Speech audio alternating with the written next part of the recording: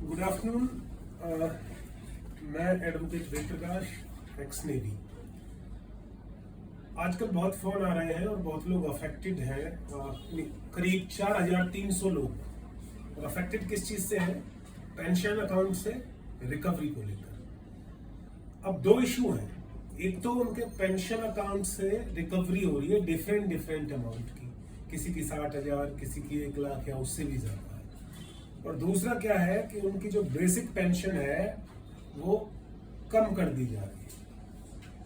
अब basic pension क्यों कम हो रही है, रिकवरी क्यों हो रही है, ये इशू रिलेटेड है सिक्स्थ पे कमीशन से। जब सिक्स्थ पे कमीशन आया था तो रिपोर्ट के हिसाब से जो ऑप्शन फॉर्म भेजने होते थे पे फिक्स करने के लिए, ऑप्शन 1, ऑप्शन 2, तो बहुत लोगों ने वो ऑप्शन फॉर्म नहीं भेजे, या किसी ने भेजे तो वो टाइम पे नहीं पहुंचे। हालांकि कई बार ऑप्शन फॉर्म भेजने का टाइम एक्सटेंड किया गया था, बट लोग नहीं भेज पाए। अब इसमें जिम्मेदारी नेवल पे ऑफिस की, जब हम नेवी के बारे में बात करेंगे, या अदर जो आर्मी और एयरफोर्स के जो पे ऑफिसेज हैं, उनकी जिम्मेदारी थी कि वो उस वे में, चाहे ऑप्शन फॉर्म भेजा है या नहीं भेजा है, उस वे में इंडिविजुअल का बेसिक पे फिक्स करे जो उसके लिए बेनिफिशियल हो।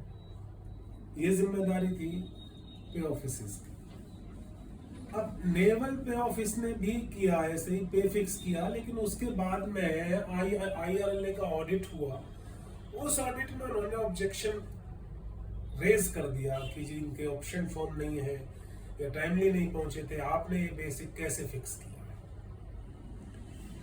बहुत से लोग रिटायर हो चुके थे, तो इन्होंने क्या किया कि उन्होंने बेसिक को रिड्यूस कर दिया, और जो लोग रिटायर हुए थे उनसे जो उनका अमाउंट, ग्रेजुटी का डिफरेंस, जो कॉम्यूटेशन का डिफरेंस, जो पेंशन का डिफरेंस, ये सारा अमाउंट जोड़ के इन्होंने पेंशन अकाउंट से रिकवरी के डिमांड नोटिस निकाल दिए। 4,300 लोगों की रिकवरी किसी की हो चुकी है, किसी की अभी चल रही है और किसी की होने वाली है।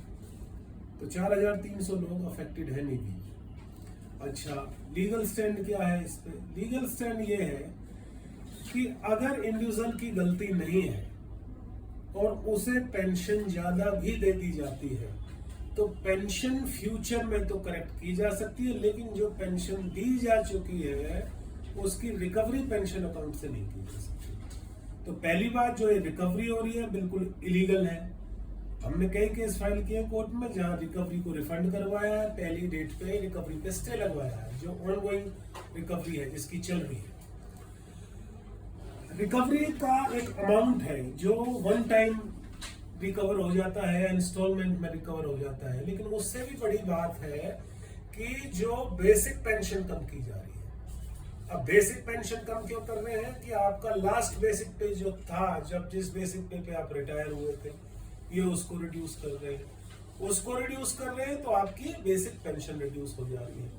और बेसिक पेंशन किसी की 800, किसी की 1000 एक्सक्लूडिंग डीए इतना कम हुई है, और ये गैप फ्यूचर में बढ़ना जाना है। सब्सिक्वेंट जो रिवीजन होंगे, आज ये अमाउंट 1,000-1,200 रुपए है, रिवीजन में आगे 2, 2.5, 3, 4,000 तक हो जाएगा। और लाइफ टाइम आपको मतलब ये जो लेस बेसिक पे है ना पेंशन है, वो झेलना पड़ेगा।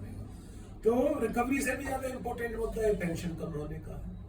अब इस पे लीगल स्टैंड क्या है? इस पे कोर्ट के आदेश है जिसमें कहा गया है कि ऑप्शन फॉर्म चाहे भेजो ना भेजो, टाइमली पहुंचो ना पहुंचो, ऑप्शन फॉर्म का कोई लेना देना नहीं है। ये जिम्मेदारी पे ऑफिस की है, नेवल पे ऑफिस की है कि वो उस वे में, बेनिफिशियल वे में उसको फिक्स करे जो इंडिविजुअल के लिए फायदेमंद हो। तो जो ये बेसिक पे कम किया जा रहा है, ये गलत है।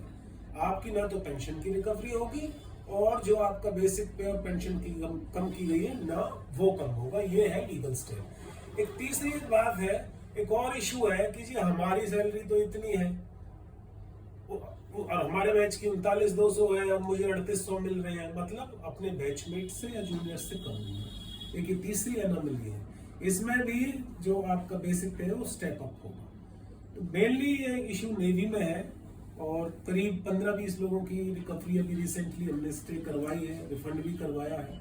तो जो लोग इससे अफेक्टेड है वो कांटेक्ट कर सकते हैं, ना तो उनकी पेंशन कम होगी ना रिकवरी होगी। जय हिंद।